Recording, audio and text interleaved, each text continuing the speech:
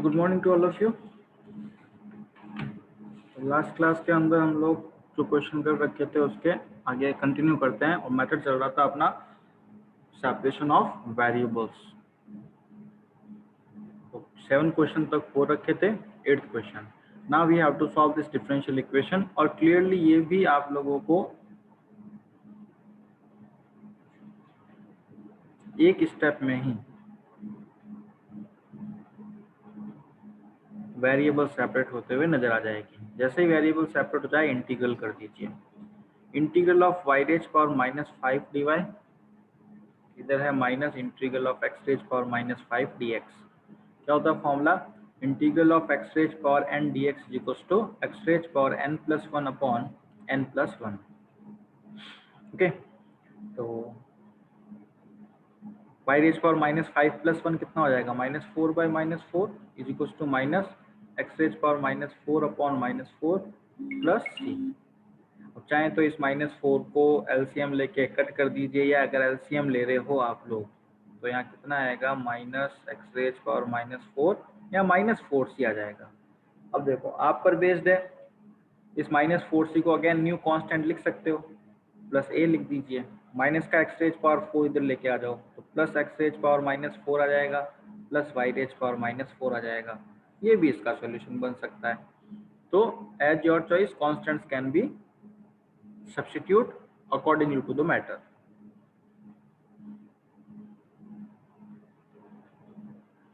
Now question number 9, dy by dx integral of sine inverse x।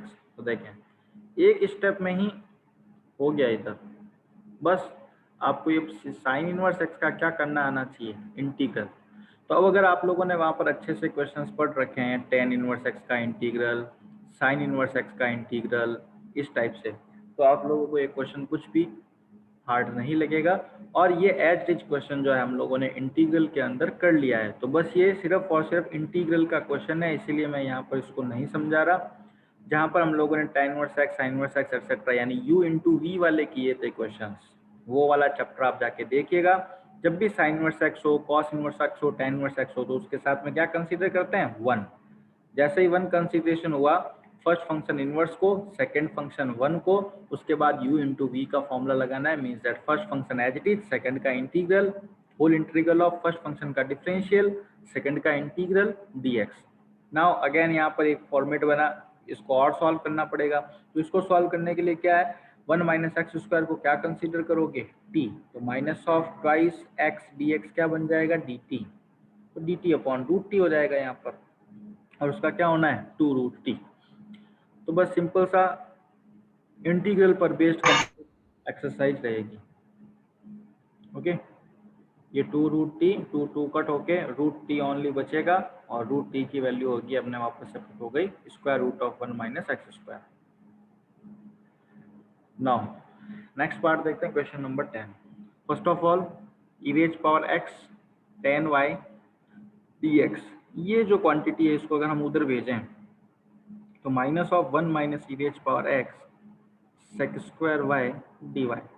Now y y एक side करते हैं, minus sec square y d y और upon में tan y, यहाँ e raise power x d x और upon में क्या आएगा? 1 minus e raise power x. जैसे ही एक्स और वाई वेरिएबल सेपरेट हो गए, इंटीग्रेट कर दीजिए। इस इंटीग्रल को करने के लिए क्या करना होगा? टेन वाई को टी सब्सटीट्यूट करो, sec square y d y क्या हो जाएगा? D T. इस इंटीग्रल को करने के लिए क्या करते हैं? 1 minus e raise power x को यू सब्सटीट्यूट करते हैं। ध्यान रखना है एक ही क्वेश्चन में दोनों जगह टी टी सब्सटीट्यूट मत कीजिएगा। इसको सब्सटीट्यूट किया 1 minus e raise power x को यू, तो 1 का differential 0, e raise power x का minus e raise power x d x is equal to d u. तो e raise power x d x की वैल्यू कितनी हो गई? Minus of d u upon में क्या? u, माइनस इसका क्या होगा? dt upon t। अब इस माइनस वाली क्वांटिटी को इधर लेकर आओ, तो dt by t minus du by u is equal to 0। dt by t का इंटीग्रल क्या होगा? log of t minus log of u is equal to, constant use लेना है, क्या लिखते हैं? log ऑफ c, log m minus n, log m upon n is equal to log c। Antilog लीजिए तो लॉग लॉग गया, मिला क्या, t upon u is equal to सी। अभी t की वैल्यू पुट कर दो, क्या है tan y, u की value 1 minus e raise power x is equal to c. तो आप चाहें तो देखो और कर सकते हो इसको आगे solve, tan y is equal to c into 1 minus e raise power x। फिर चाहो तो tan को इधर लेके आ जाओ, क्या लिख सकते हो tan इनवर्स। तो ये आप पर बेस्ड है, आप क्वेश्चन का आंसर कहाँ तक ले जाकर देंगे, बाकी मेन मोटो इंटीग्रल सॉल्व करते ही आपका कंप्लीट हो जाएगा। Question number 11, dy by dx multiplied by x cube plus x square plus x plus 1 is equals to twice of x square plus x and y is equals to 1 पर कुछ conditions दे रखी है। तो first of all क्या करते हैं, dy by dx यानी ये मल्टीपल का है, इधर आ गया डिवाइड में। नाउ इसके फैक्टराइजेशन करते हैं, तो देखो फैक्टराइजेशन हो जाएगा, क्यों, क्योंकि एक्स स्क्वायर कॉमन आया, x प्लस 1 कुछ भी कॉमन नहीं तो प्लस x प्लस 1, तो क्या हो गया x plus 1 x square plus 1। ये हमने इसके फैक्टर्स करके यहाँ लिख दिए। ओके, अब देखो यहाँ पावर 3 का टोटल और ऊपर हाईएस्ट पावर कितनी 2, तो अपने आप इम्प्रॉपर फंक्शन के अंदर है।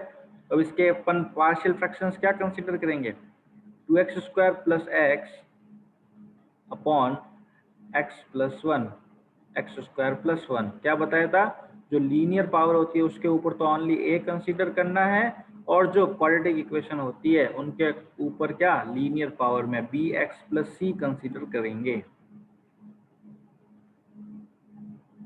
नाउ कोफिशिएंट्स कंपैरिजन करवाएंगे, ये एलसीएम लिया, सॉरी यहाँ क्या लिखना था, एक्स स्क्वायर प्लस 1,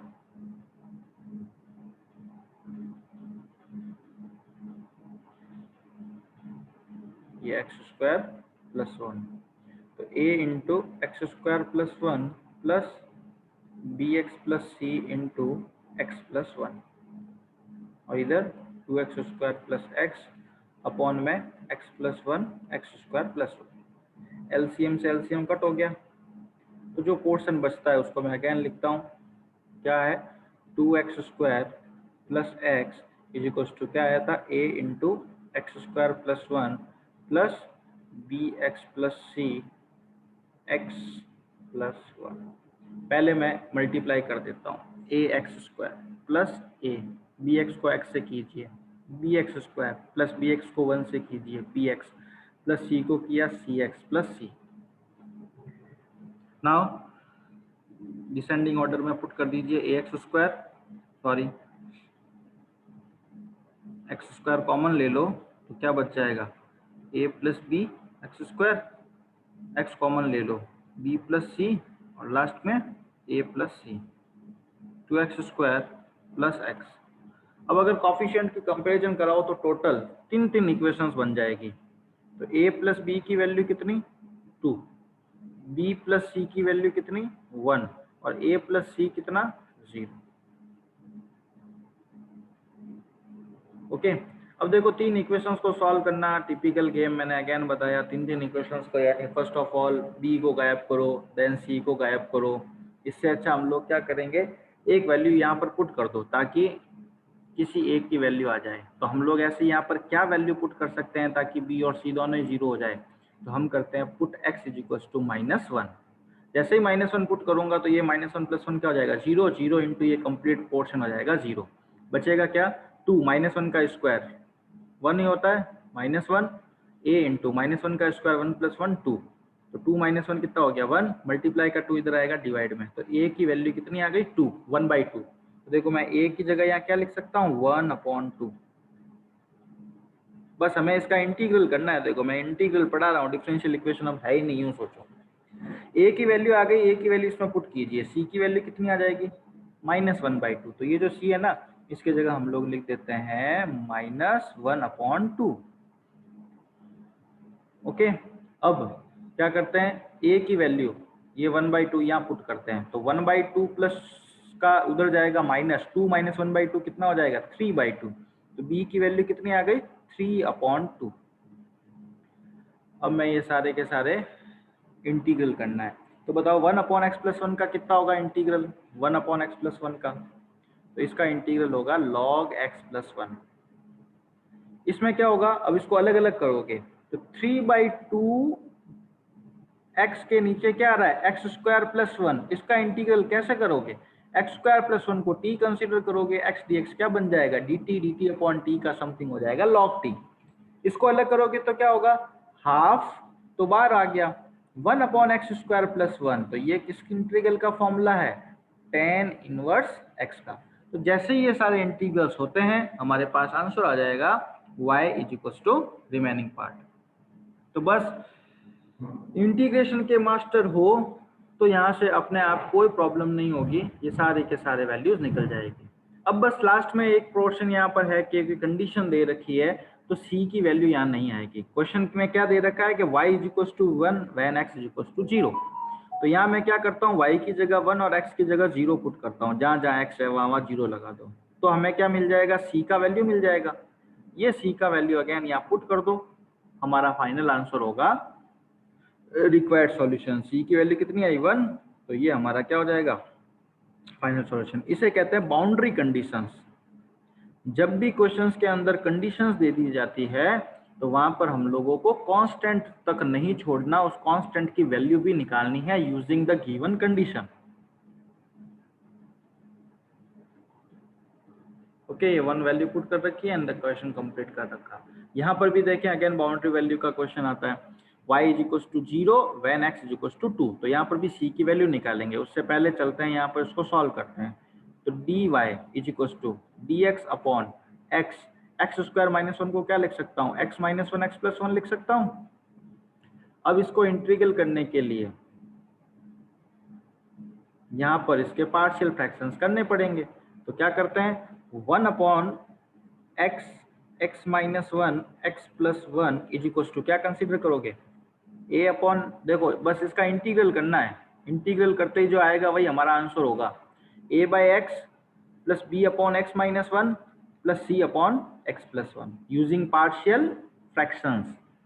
ए बी सी की वैल्यू तो एलसीएम लो, एलसीएम लेते ही यहाँ a के साथ में क्या आएगा x minus 1 x plus 1 plus b x x plus 1 plus c x x minus 1, 1 by 1 हम लोग वैल्यू पुट करते हैं। ओके, फर्स्ट ऑफ ऑल मैं x की वैल्यू पुट करता हूँ 0, तो 0 पुट करते ही ये मल्टीपल 0 हो जाएगा, ये 0 हो जाएगा, तो बचेगा क्या 1 is equal to a into minus 1 into plus 1 minus 1, तो a की वैल्यू जी आ रही है माइनस 1, तो यानी यहाँ पे मैं क्या लिख सकता हूँ माइनस 1 अपॉन एक्स, मैं ये पार्शियल फ्रैक्शन में कन्वर्ट करके लिख रहा हूँ डायरेक्ट, प्लस b की वैल्यू, b की वैल्यू के लिए क्या करते हैं x की वैल्यू क्या पुट करते हैं,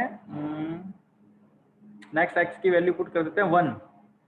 जैसे ही आप x is equal to 1 put करते हो तो देखो a का मल्टीपल भी 0 और c का मल्टीपल भी 0 होगा, क्या left side 1 is equal to b, 1 into 1 plus 1 2, तो b की भी वैल्यू आती है कितनी 1/2, ये लीजिए 1/2 x माइनस 1, क्योंकि मैं इसको इस फॉर्म में लिख रहा हूँ b की। नेक्स्ट लास्ट c की वैल्यू, x की वैल्यू आप लोग -1 पुट कर दो, जैसे ही -1 पुट करोगे c की वैल्यू यहाँ पर आ जाएगी कुछ ना कुछ, अपॉन में क्या है x प्लस 1 dx। अब इस इंटीग्रल्स को कीजिए, 1 बाई एक्स का इंटीग्रल क्या होगा log x, 1 upon x minus 1 का क्या होगा log x माइनस 1, और 1 अपॉन एक्स प्लस 1 का क्या होगा log x प्लस 1। बस वही आंसर है हमारा y इज इक्वल टू के फॉर्मेट में।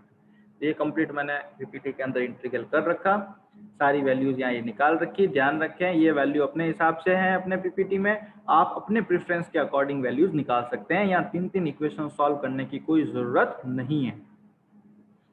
ओके, लास्ट में बाउंड्री वैल्यू, जैसे ही हमारा आंसर आया टोटल बाउंड्री वैल्यू का यूज करते हुए हम लोगों ने यहाँ सी की या के की वैल्यू भी है जो क्या कर ली है फाइंड कर ली, और ये वैल्यू अगेन वापस क्या कर देंगे इस के वाले के अंदर पुट कर दोगे तो आंसर मिल जाएगा।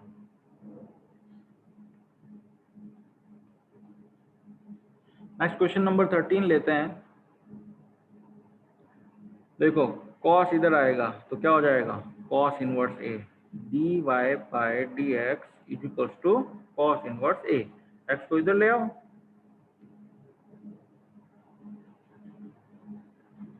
अब इंटीग्रल करना है। अब इंटीग्रल करोगे तो इसको यूं मत सोचना वो अभी अभी किया साइन इनवर्स वाला, वो ध्यान रखना साइन इनवर्स एक्स था, वेरिएबल था, ये कांस्टेंट है क्योंकि इंटीग्रल किसके रेस्पेक्ट में कर रहे हैं एक्स के रेस्पेक्ट में। तो cos इनवर्स a तो बाहर आ जाएगा, dx का इंटीग्रल क्या हो जाएगा x, और प्लस में क्या c dy का इंटीग्रल y। कंप्लीट आंसर आ गया यही। बट अब यहाँ पर दे रखा है कि y is equal to 1 when x is equal to 0, तो y की वैल्यू 1 पुट करो और x की वैल्यू 0 पुट करो, तो 0 इंटू समथिंग 0 आ जाएगा। तो यहाँ से c की वैल्यू कितनी आ गई 1, ये c की वैल्यू अगेन इसी पोर्शन में पुट कर दो, कंप्लीट आंसर हो जाना है।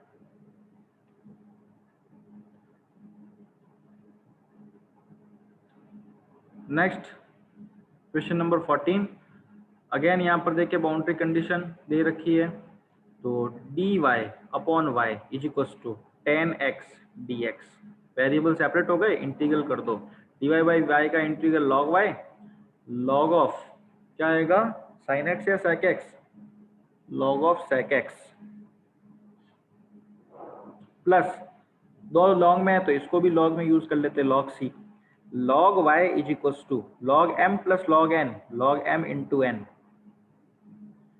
एंटी लॉग लो, लॉग लॉग गया, y is equal to sec x into c. अभी ये सॉल्यूशन नहीं है, क्यों?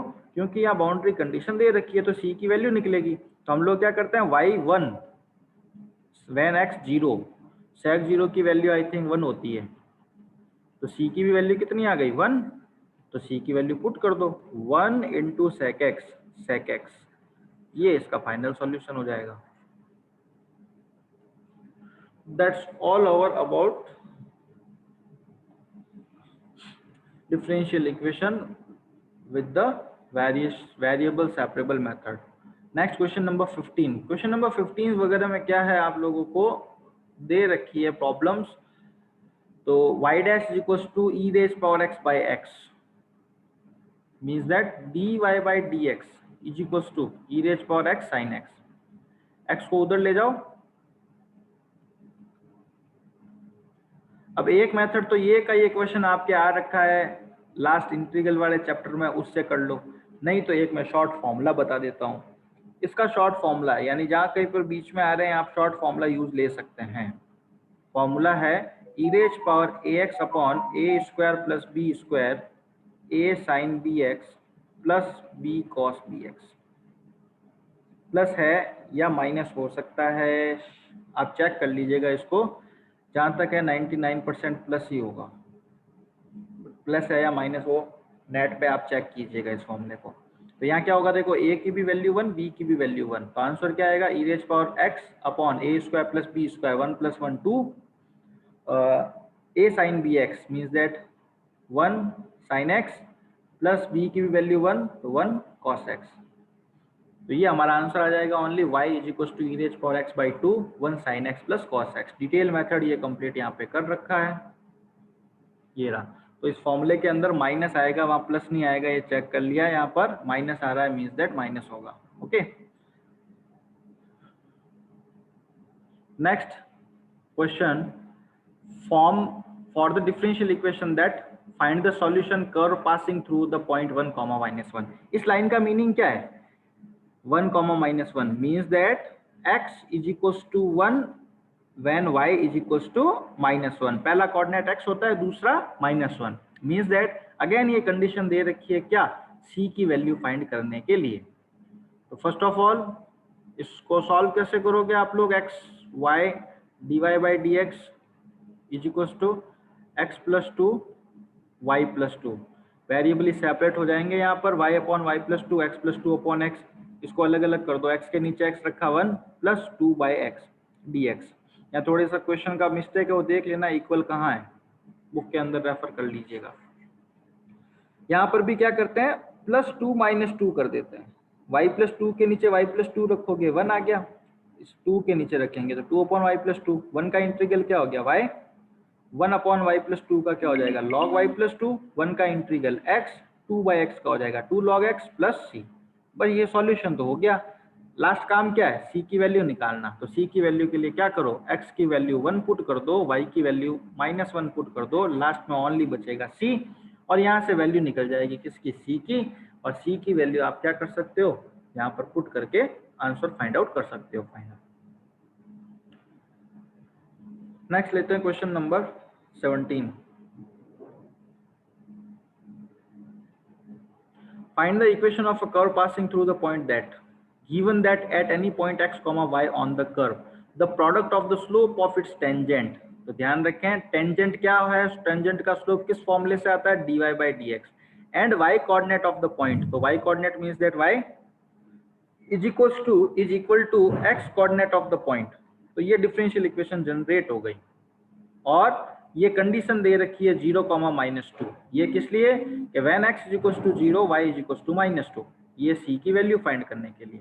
तो जैसे ये लैंग्वेज से आपने डिफरेंशियल इक्वेशन जनरेट कर दी, dy y is equal to x dx, integral कर दो, y का इंटीग्रल y²/2, x का इंटीग्रल x²/2 प्लस c। अब इससे पास करवा दो, मीन्स दैट x की वैल्यू 0, y की वैल्यू -2 का स्क्वायर 4/2। तो c की वैल्यू कितनी आ रही है, 2। ये c की वैल्यू यहाँ पुट कर दो, ये आंसर हो जाएगा।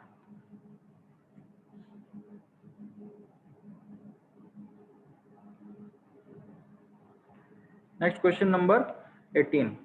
क्वेश्चन नंबर 18 है, at any point x, y of the curve, the slope of the tangent is twice the slope of the line segment joining the points। तो देखो सबसे पहले लाइन सेगमेंट की बात हो रही है, तो अपन इक्वेशन निकालेंगे जो कि लाइन सेगमेंट को ज्वाइन करते हो। कौन कौन से, किसी एक पॉइंट को दूसरे अनदर पॉइंट -4, -3 से कनेक्ट करता है। तो फर्स्ट ऑफ ऑल लाइन पर कौन सा पॉइंट कंसीडर करता हूँ, XY, दूसरा पॉइंट -4, -3। तो इसका स्लोप क्या होगा, स्लोप का फॉर्मूला होता है y1 - y2 upon x1 - x2। तो क्या होगा, y +3 अपॉन x -+4। ये इस लाइन सेगमेंट का स्लोप हो गया। अब क्वेश्चन लेते हैं, at any point xy of a curve, the slope of tangent, slope of tangent क्या हुआ, dy by dx। ये dy by dx is twice the slope of the line segment, means that twice into क्या होगा, y +3 upon x +4। फिर y एक side कर दो, dy अपॉन y +3 is equal to twice of dx upon x +4। Integral कर लो, 1 upon y +3 का क्या हो जाएगा, log y +3, और 1 अपॉन x +4 का कितना हो जाएगा, log x +4, plus log c use करना। देन आप क्या करोगे, इसको पास करवाओगे किससे, -2, 1 से, मींस दैट x की वैल्यू -2 और y की वैल्यू 1 पुट करोगे, तो आपके पास वैल्यू किसकी आएगी, c की, और वो c की वैल्यू अपने सॉल्यूशन में पुट कर दोगे तो फाइनल कट सॉल्यूशन मिलेगा। ये देखिए कंप्लीट सॉल्व कर रखा। और ध्यान रखें जब भी पीपीटी शेयर कर दूं, फर्स्ट ऑफ ऑल आप डे में ट्राई यही करें कि अपनी नोटबुक के अंदर खुद से ही सॉल्व करें उसको, और खुद से सॉल्व किया आंसर आ जाता तो अच्छी बात, अदरवाइज पीपीटी को आप लोग रेफर करें और उसके बाद उस क्वेश्चन को लिखेंगे। तो क्वेश्चन नंबर 19 है, मैं सिर्फ अब डिफरेंशियल इक्वेशन जनरेट करके बता रहा हूँ इस 19 का। The volume of spherical balloon being inflated change at a constant rate. क्या कह रहा है, वॉल्यूम में जो चेंज आ रहा है ना, वो कांस्टेंट रेट पे चेंज हो रहा है। यानी if initially its radius is 3 unit and after 3 second is 6 unit, find the radius of the balloon after t second। तो फर्स्ट ऑफ ऑल हमारे यहाँ तो डिफरेंशियल इक्वेशन जनरेट होगी, वॉल्यूम के अंदर का जो चेंज है, रेट ऑफ चेंज, तो d by dt वॉल्यूम क्या होता है स्फेयर का, 4/3 pi r cube is equal to k। अब बस उसको सॉल्व करो और बाउंड्री कंडीशंस लगाओ। इनिशियली का मीनिंग क्या हुआ, t इज इक्वल टू 0 पर रेडियस कितनी, 3। ये काम आएगा कब, और दूसरा after 3 second, means that t is equal to 3 पर रेडियस कितनी, 6। तो आपको फाइंड करनी है radius of balloon after t second. तो ये जो कंडीशंस है वो कांस्टेंट्स की वैल्यू फाइंड करने के लिए है, क्योंकि यहाँ पर दो वैल्यूज आएगी इस करस्पॉन्डिंग। तो फर्स्ट ऑफ ऑल देखो यहाँ पर डिफरेंशिएट कर रखा है, 4/3 पाई तो कांस्टेंट है, r क्यूब का कितना होगा 3r², then dr by dt is equal to k। r एक साइड है, k एक साइड कर दिया, 4 pi r² dr is equal to k dt। Integral कीजिए तो r² का कितना होगा, r³/3 k dt का t प्लस c। अब देखो यहाँ दो कांस्टेंट्स है, k भी और c भी, तो क्या करेंगे, पहली कंडीशन लगाओगे, r is equal to t is equal to 0 पर r कितना है वो। दूसरी कंडीशन लगाओगे, t इज इक्वल टू 3 पर r कितना है वो। ये जैसे ही दो वैल्यूज पुट करोगे के और सी में दो इक्वेशंस मिलेगी, तो दोनों इक्वेशंस को सॉल्व करो और वैल्यू निकाल लो किसकी, के की और सी की। के की और सी की वैल्यू फाइंड करने के बाद में जैसे ही आप यहाँ पुट करते हो तो टी इज इक्वल्स टू लिख दीजिएगा, जो भी आंसर आ रहा है वही अपना होगा। At any time T radius R is equals to 63 टी प्लस 27 रेज पावर 1/3। तो रेडियस फाइंड करनी है after time T second. Same question number 20 है, आप लोग इसको समझिएगा और कीजिएगा, एकदम इजी है, ओनली बैंक और प्रिंसिपल पर बेस्ड है, इक्वेशन जनरेट करके आंसर। तो ध्यान रखें बोर्ड एग्जाम में अगर आपका वेरिएबल सेपरेशन मेथड से कुछ अच्छा क्वेश्चन आता है तो इसी टाइप का लैंग्वेज का आएगा, नॉट गिवन डायरेक्टली। तो ये ध्यान रखेंगे आप लोग। क्वेश्चन नंबर 20 और ये जो 21 एटसेट्रा है ये आप लोगों के लिए होमवर्क है। 23 एटसेट्रा ये सिर्फ और सिर्फ MCQ क्वेश्चन है। तो यहाँ तक था आपके, यहाँ पर आपका वेरिएबल सेपरेशन मेथड जो है वो एंड हो जाता है। इसके रिलेटेड अगर किसी को डाउट हो तो मुझसे पूछ सकते हैं।